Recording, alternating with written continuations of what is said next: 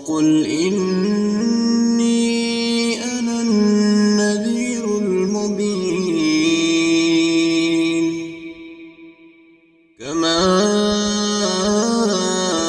أنزلنا على المقتسمين الذين جعلوا القرآن عضين فوربك لنسألنهم أجمعين عما كانوا يعملون فاصدع بما تؤمر وأعرض عن المشركين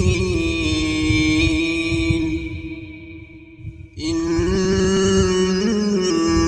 كفيناك المستهزئين الذين يجعلون مع الله إلها آخر فسوف يعلمون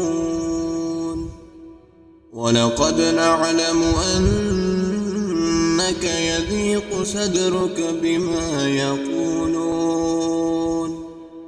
فسبح بحمد ربك وكن من الساجدين واعبد ربك